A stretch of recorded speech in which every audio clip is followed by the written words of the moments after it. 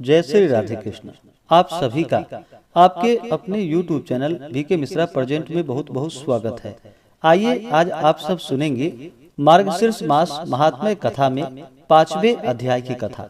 अब तक आपने पिछले अध्यायों का कथा श्रवण नहीं किया हो तो चैनल पे वीडियो अपलोड है, आप वहां से कथा को श्रवण कर सकते हैं। तो बोलिए प्रेम से भगवान विष्णु की जय, माता लक्ष्मी की जय, भगवान श्री कृष्ण की जय, सर्वदेवी देवता की जय। ब्रह्मा जी भगवान विष्णु से बोले कि हे अजित, पंचामृत से स्नान कराने पर जो फल मिलता है और शंख में जल भरकर स्नान कराने से जो फल मिलता है, हे अच्युत, जो आप मुझे बतलाने की कृपा करें। भगवान विष्णु बोले कि हे ब्रह्मा जी, मनुष्य मेरा दुग्ध अभिषेक करता है तो उसको प्रत्येक बिंदु में 100 अश्वमेध यज्ञ का पुण्य मिलता है।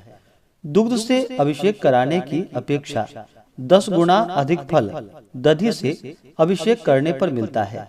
दधि से 10 गुना अधिक फल घी से अभिषेक करने पर मिलता है।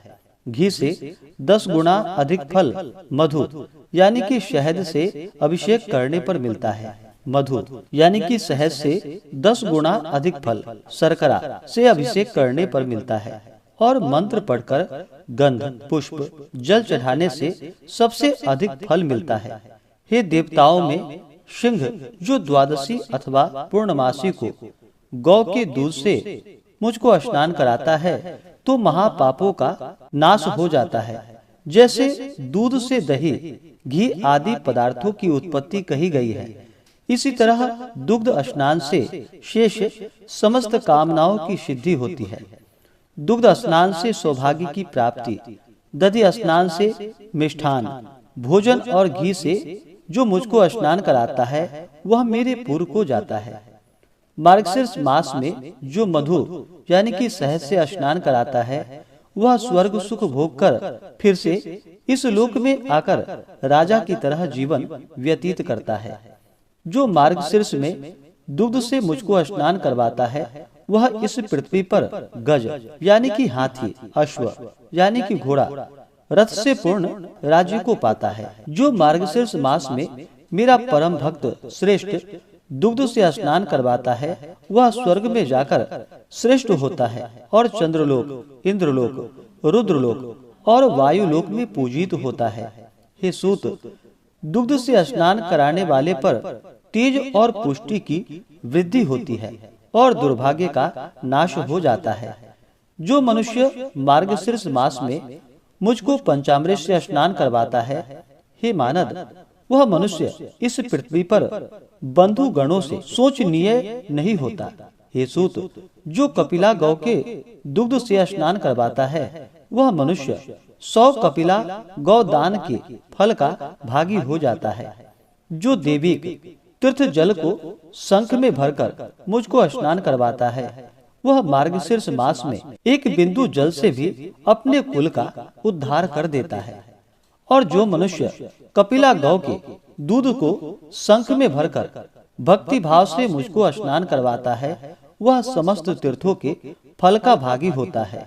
जो शंख में अक्षत कुशा जल डालकर मार्गशीर्ष मास में मुझे स्नान करवाता है तो वह भी समस्त तीर्थों के फल का भागी होता है। जो भगवान को मार्गशीर्ष मास में 8 बार शंख जल से भक्ति पूर्वक स्नान कराता है वह श्रेष्ठ हो जाता है और मेरे लोक में वह पूजित होता है।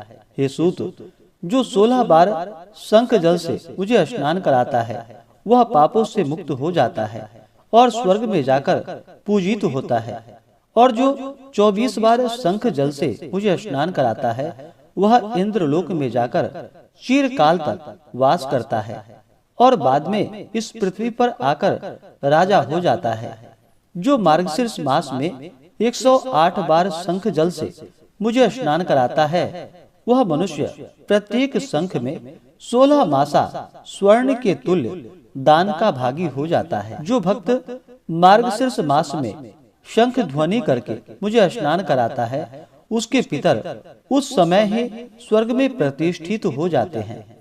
जो 1008 शंख जल से मुझे स्नान कराता है वह सपरिवार महाप्रलय पर्यंत मुक्ति फल का भागी होता है। हे सुरश्रेष्ठ, जो नित्य शंख जल से मुझे स्नान कराता है वह नित्य गंगा स्नान के फल का भागी होता है और देवता के समान आनंद करता है। हे सूत, जो नमो नारायण मंत्र पढ़कर शंख के जल से मुझे स्नान कराता है वह समस्त पापों से मुक्त हो जाता है। जो शंख में तिल और पादोदक चरण जल को रखकर वैष्णव महात्मा जनों को देता है वह चंद्रायण व्रत के फल का भागी होता है। नदी, तालाब, कूप और बावड़ी के भी जल को शंख में रखने से सब गंगा जल हो जाता है। जो वैष्णव मेरे चरण जल को शंख में लेकर नित्य सिर से धारण करता है वह तपस्वियों में श्रेष्ठ मुनि है।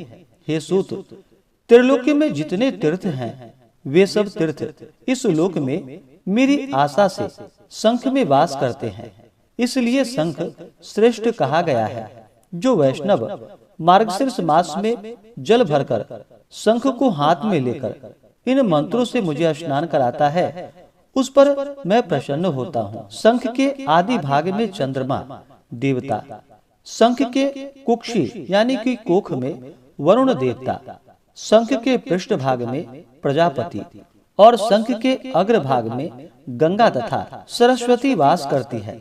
जो इन देवताओं का नाम लेकर मुझे बिना आलस्य किए स्नान कराता है उसके पुण्य की संख्या करने में देवता भी असमर्थ हैं। हे देवेश, जिसने मेरा सामने पुष्प जल अक्षत से युक्त शंख का पूजन किया उसके घर में सर्वत्र मुख वाली लक्ष्मी का वास होता है।